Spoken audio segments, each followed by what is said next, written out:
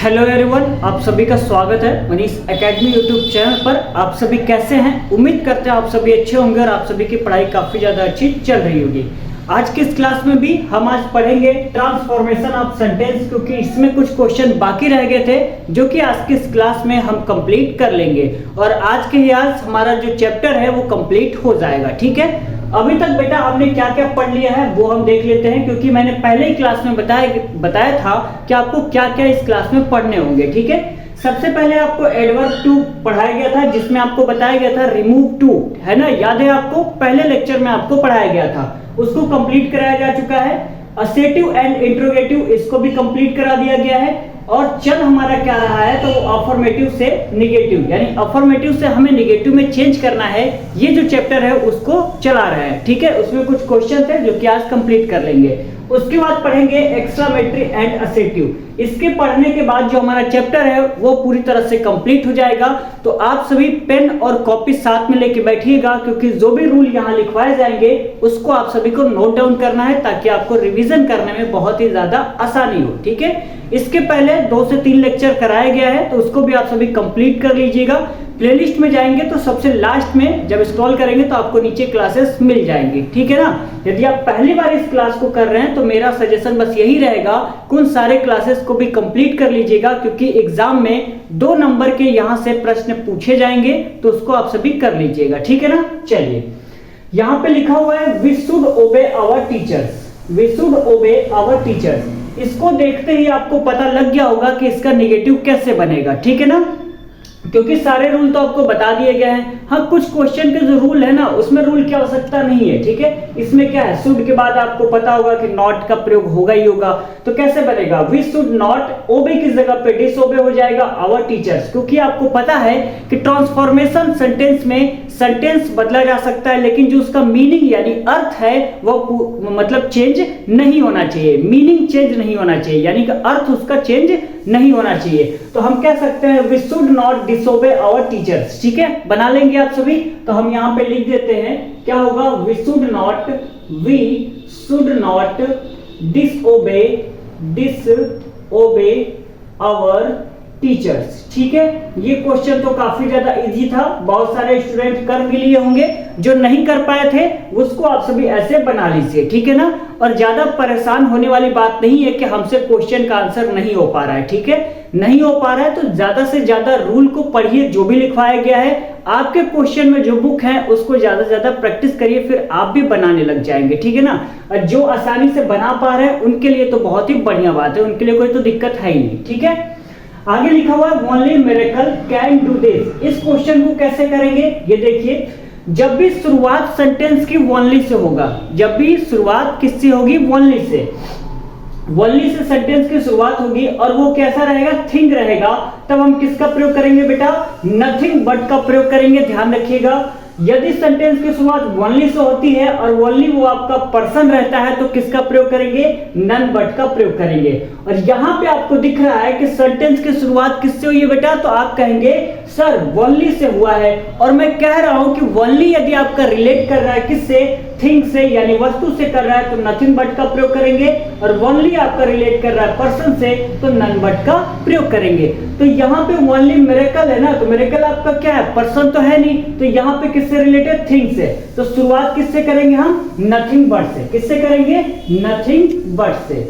इतना बात तो आपको समझ में आया या नहीं आया, बताइए, आप सभी को समझ में आया कि नहीं आया? यदि आ गया है तो बहुत बढ़िया बात है ना। इसमें समझने वाली कुछ ज्यादा बात है ही नहीं, ज्यादा दिमाग नहीं लगाना है, थोड़ा सा ही तो दिमाग लगाना है ना। वैसे भी आपके पास थोड़ा सा ही तो दिमाग है, ज्यादा रहता तो पढ़ाई भी तो करते कहाँ है आप।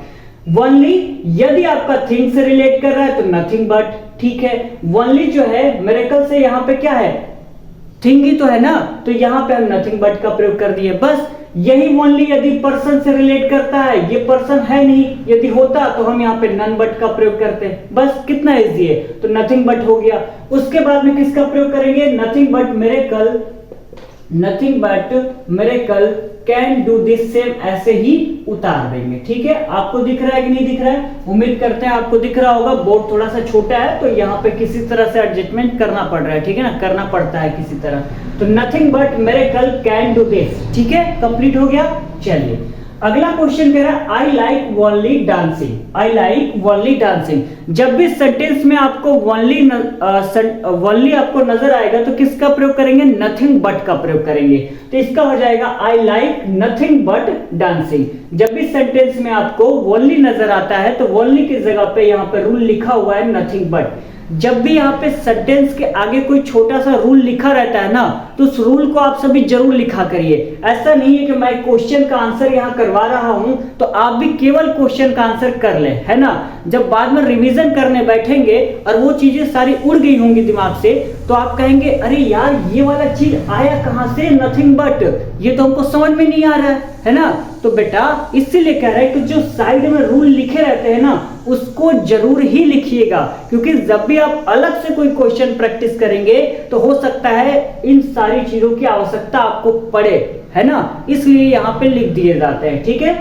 मैंने क्या कहा, आई लाइक ओनली डांसिंग। जहां भी ओनली आएगा तो नथिंग बट का प्रयोग करेंगे। तो चलिए इसको बना लेते हैं। क्या होगा, आई लाइक नथिंग बट, क्या होगा, I like nothing but dancing. Clear यहां तक। चलिए आगे देख लेते हैं। लिखा हुआ ऑलवेज स्पीक द ट्रूथ। ये तो बहुत ही इजी है, इसको आप सभी बना लेंगे। खुद से बनाने का प्रयास करिए और जब भी बन जाए ना तो आप नीचे कमेंट करिएगा कि सर मैंने बना लिया था, ठीक है। क्लास जब खत्म हो जाए तो नीचे कमेंट कर दीजिएगा कि सर मैंने इस क्वेश्चन का आंसर बना लिया था।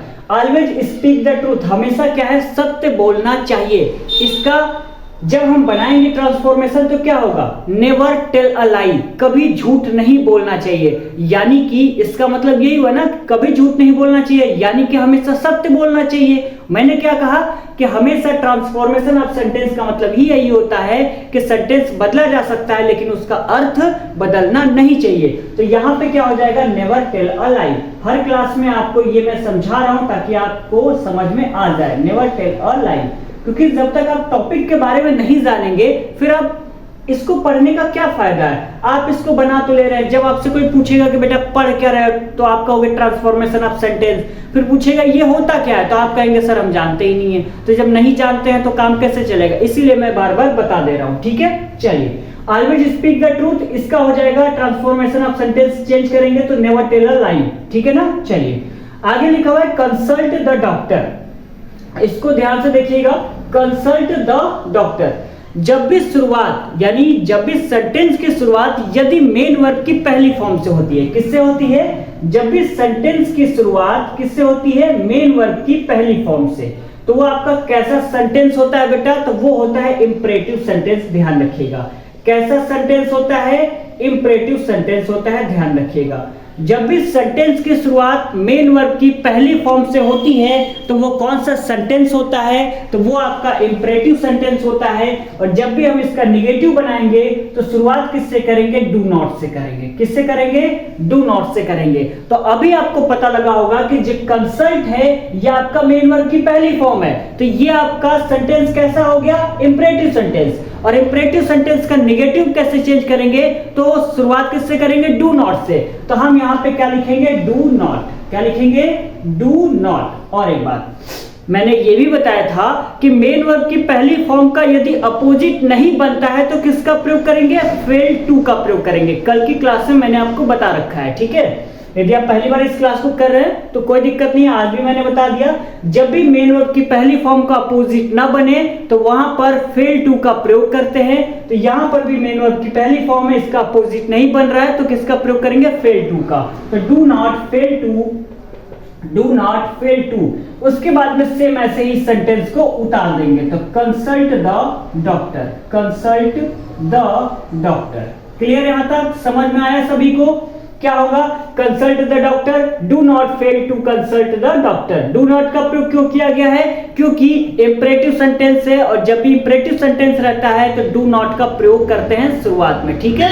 इतना क्लियर हो गया। चलिए आगे हमें पढ़ना है असेटिव से एक्सक्लेमेटरी में, यानी कि असेटिव सेंटेंस दिया रहेगा आपको एक्सक्लेमेटरी में चेंज करना है, या तो एक्सक्लेमेटरी में दिया रहेगा आपको असेटिव में चेंज करना रहेगा, ठीक है ना। चलिए लिखा हुआ है what a beautiful building it is, और लास्ट में एक्सक्लेमेशन का मार्क लगा हुआ है। इसको हमें चेंज करना है किसमें, असेटिव में चेंज करना है। किसमें चेंज करना है बेटा, असेटिव में चेंज करना है। आपको पहचानना होगा कि ये असेटिव में दिया है कि एक्सक्लेमेशन में। तो आपको यहाँ पे एक्सक्लेमेशन का निशान लगा हुआ है ना, तो आपको पता लग गया होगा किस में चेंज करना है, असेटिव में। हालांकि यहाँ पे लिखा भी गया है असेटिव में चेंज करना है, ठीक है। चलिए इसको देख लेते हैं कि हमें असेटिव में चेंज कैसे करना है, ठीक है ना।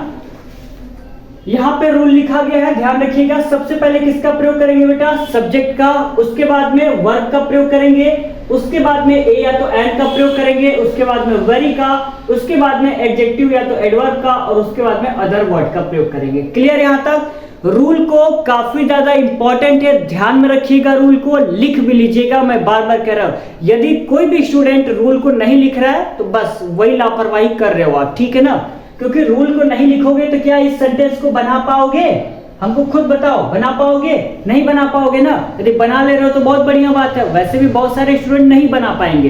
तो बस यही है कि रूल को लिख लीजिएगा, और लिखने से ही मतलब नहीं है, उसको बार बार रिवीजन भी करिएगा। शुरुआत ये किससे होगा, मैंने क्या बताया, सब्जेक्ट से शुरुआत होगा ना। तो सब्जेक्ट आपका कहाँ है, खुद बताइए। What a beautiful building it is. तो आप कहेंगे कि सर जो इट है ना, वही आपका क्या है, सब्जेक्ट है। तो हम यहाँ पे क्या करेंगे, इट को पहले लिख देंगे। क्लियर यहाँ तक। चलिए सब्जेक्ट के बाद में आपको क्या जरूरत है, वर्ब की। वर्ब आपको नजर आ रहा है इसमें क्या है, तो मैं कहूंगा कि सर वर्ब आपका जो है इज है। तो हम इट के बाद में किसका प्रयोग करेंगे, इज का प्रयोग करेंगे। यानी कि जो रूल में यहाँ पे लिखा गया है, सेम उसी चीज को मैं यहाँ पे फॉलो कर रहा हूँ, कुछ अलग से फॉलो नहीं कर रहा हूँ, ठीक है ना। चलिए सब्जेक्ट हो गया इट, वर्ब हो गया इज, उसके बाद में ए या तो एन, दोनों में से किसी एक का प्रयोग करना है, दोनों मत कर लीजिएगा, ठीक है। या तो ए या तो एन। यहाँ पे आपको ए या तो एन का प्रयोग कहीं पे दिख रहा है तो आप कहेंगे सर ए है, तो ये ए यहाँ पे उतार देते हैं, कोई दिक्कत नहीं है। इट इज हो गया। उसके बाद में वेरी का प्रयोग करना है। वेरी आपको नजर आ रहा है, नहीं आ रहा है, लेकिन यहाँ पे स्ट्रक्चर में वेरी है, तो हम यहाँ पे वेरी का प्रयोग करेंगे। क्यों करेंगे, क्योंकि यहाँ पे रूल पे लिखवाया गया है कि ए या तो एन के बाद में वेरी का प्रयोग होगा, तो हम यहाँ पे वेरी लगा लेंगे, ठीक है ना। तो इट इज अ वेरी हो गया। उसके बाद में एडजेक्टिव या तो एडवर्ब, और एडजेक्टिव या तो एडवर्ब आपको देखना है कि इसमें कहां दिया गया है। अब एडजेक्टिव या एडवर्ब ढूंढने में यदि आपको समस्या हो रही है तो फिर वही आपका जो आंसर है वो गलत हो जाने वाला है। क्योंकि बहुत सारे स्टूडेंट एडजेक्टिव को क्या करेंगे, बिल्डिंग लिख देंगे, it is a very building लिख देंगे, और बिल्डिंग आपका क्या है, गलत है। एडजेक्टिव आपका यहाँ पर क्या है, ब्यूटीफुल है, यानी विशेषता बतला रहा है। ब्यूटीफुल क्या है, विशेषता ही तो बतला रहा है ना, किसकी, बिल्डिंग की विशेषता बतला रहा है कि बिल्डिंग कैसा है, ब्यूटीफुल है, बढ़िया है, सुंदर है ना। चलिए तो यहाँ पे क्या लिखेंगे, ब्यूटीफुल, ठीक है। क्लियर यहाँ तक, ब्यूटीफुल हो गया। उसके बाद में अदर वर्ड, एडजेक्टिव या तो एडवर्ब, दोनों में से कोई एक, तो मैंने एडजेक्टिव यहाँ दिया गया था तो एडजेक्टिव लिख दिया। अदर वर्ड में आपको दिख रहा होगा बिल्डिंग लिखा हुआ है, तो बिल्डिंग यहाँ पे लिख देंगे। क्लियर यहाँ तक। और लास्ट में हम एक्सक्लेमेशन का मार्क नहीं लगाएंगे, क्योंकि हमें चेंज करना है सेटिव में, तो लास्ट में फुल स्टॉप लगा देंगे। क्लियर यहाँ तक। इस क्वेश्चन को समझाने में टाइम दिया गया है ताकि आप अच्छे तरीके से समझ जाए, ठीक है। हालांकि मैं हर क्वेश्चन पे टाइम देता हूं कि आपको क्लास में अच्छे तरीके से समझ में आ जाए, ताकि अदर क्वेश्चन आए तो उसको और भी आसानी से आप कर पाए, ठीक है ना।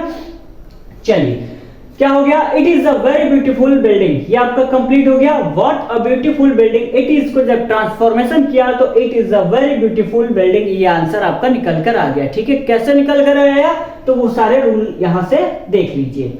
आगे लिखा हुआ है सी इज वेरी ब्यूटीफुल, इसको बेटा किस में चेंज करना है, तो एक्सक्लेमेटरी में चेंज करना है। कैसे चेंज करना है, इसकी शुरुआत हम किससे करेंगे, हाउ से करेंगे। नीचे दिख नहीं रहा होगा तो हम यहां पे कर लेते हैं, ठीक है। इसको चेंज कर, इसको हटा देते हैं। अब तो आपको पता लग गया ना कि एक्सक्लेमेटरी में चेंज करना है, तो मैं इसको क्लीन कर दे रहा हूं और यहां पे बनाते हैं। किससे करेंगे, हाउ। हाउ के बाद में हम किसका प्रयोग करेंगे, एडजेक्टिव का। एडजेक्टिव आपको नजर आ रहा होगा ब्यूटीफुल, तो यहां पे लिखेंगे ब्यूटीफुल, हाउ ब्यूटीफुल। उसके बाद में आपको किसकी जरूरत है, तो आप कहेंगे सर सब्जेक्ट की जरूरत है, तो हम किस, सब्जेक्ट आपको नजर आ रहा होगा सी है, सब्जेक्ट क्या है, सी ही तो है ना, तो सी लिख दिया। उसके बाद में आपको चाहिए क्या, वर्ब, वर्ब आपको है इज, तो इज लगाएंगे। और लास्ट में क्या, फुल स्टॉप लगाएंगे या एक्सक्लेमेशन का मार्क लगाएंगे, तो आप कहेंगे सर एक्सक्लेमेटरी में चेंज करना है तो उसी का तो निशान लगेगा ना, तो ऐसे हम यहाँ पे निशान लगा देंगे और वेरी आपका गायब हो गया। तो क्लियर यहाँ तक समझ में आ गया आपको? पहला क्वेश्चन था एक्स्ट्रावेटरी में, तो मैंने चेंज किया असेटिव में। दूसरा क्वेश्चन मैंने यहाँ पे एक्स्ट्रावेटरी में चेंज कर दिया है और दिया किसमें था? असेटिव में। यानी दोनों तरीके से मैंने बता दिया है। इससे रिलेटेड यदि क्वेश्चन आता है, आपके बुक में है या कहीं से भी आप प्रैक्टिस कर रहे हैं, तो उसको कर लीजिएगा, ठीक है ना। ऐसा नहीं होना चाहिए कि सर ने नहीं बताया था, सर ने बताया हुआ है, बस आपको उससे रिलेटेड क्वेश्चन को और भी ज्यादा लगाना है। जैसे आप मैथ में करते हैं ना कि 2 सवाल बता दिया गया, 4 सवाल बता दिया गया, तो उससे रिलेटेड आप सवाल को, क्वेश्चन को प्रैक्टिस करते हैं। सेम उसी तरह ग्रामर भी है कि जब भी क्वेश्चन आपको बताया जाता है तो उससे बहुत सारे रिलेटेड क्वेश्चन आपको मिल जाएंगे हर जगह पे, तो उसको उठाइए और प्रैक्टिस करिए, ठीक है ना। चलिए तीसरा क्वेश्चन कह रहा है alas my friend is dead. इसको हमें चेंज कैसे करना है? तो देखिए अलास की जगह पे हम यहाँ पे चेंज करेंगे it is sad. It is sad. या तो हम कैसे कह सकते हैं? It is a matter of sorrow. It is a matter of sorrow, ठीक है। ये दो चीजें ध्यान रखिएगा। अलास की जगह पे या तो हम इट इज सैड लिख लें या तो it is a matter of sorrow. दोनों में से जो आपको इच्छा करेगा उसको आप सभी नोट डाउन कर सकते हैं, ठीक है। इट इज सैड या तो it is a matter of sorrow. तो हम यहाँ पे पहले वाले को लेकर बना रहे हैं, तो इट इज सैड के बाद में हम दैट लगाएंगे और माय फ्रेंड इज डाइड ऐसे ही सेम उतार देंगे, ठीक है। माय फ्रेंड इज डेड, ठीक है। दूसरा वाला भी इसी तरह है, it is the matter of sorrow that my friend is dead, ठीक है। दोनों में से जो भी आपको इच्छा कर रहा हो उसको बना लीजिए, कोई इसमें समस्या वाली बात नहीं है कि कौन सा बनाए और कौन सा छोड़े, ठीक है ना। कोई दिक्कत नहीं है, जो मन में है उसको बना लीजिए। मैंने पहले वाले को चुना है, it is sad that my friend is dead. तो ये जो चैप्टर था वो कंप्लीट हो गया है, ठीक है। यदि आप पहली बार इस लेक्चर को कर रहे थे तो मैं बस सजेस्ट करूंगा कि इसके पहले जो भी 3 या 4 लेक्चर कराया गया है उसको भी आप सभी कंप्लीट कर लीजिएगा, क्योंकि यहां से 2 मार्क आने वाले हैं। तो उसको यदि आप पाना चाह रहे हैं तो उसको कंप्लीट कर लीजिएगा। और 2 मार्क्स, बहुत सारे स्टूडेंट कहते हैं ना यार 2 मार्क्स तो ही आएंगे, लाओ उसको हटा देते हैं। तो बस इसी चक्कर में अपना नंबर कम कर लेते हैं। तो भले ही क्वेश्चन 1 नंबर का हो, 2 नंबर का हो, 6 नंबर का हो, 10 नंबर का हो, छोड़ना हमें किसी को भी नहीं है। नंबर चाहिए ना आपको अच्छे, तो फिर 1 नंबर 2 नंबर से आपको फर्क नहीं पड़ना चाहिए, आपको सारे नंबर कलेक्ट करना है, ठीक है। तो चलिए मिलते हैं नए टॉपिक के साथ अगले लेक्चर में। तब तक के लिए बहुत बहुत धन्यवाद।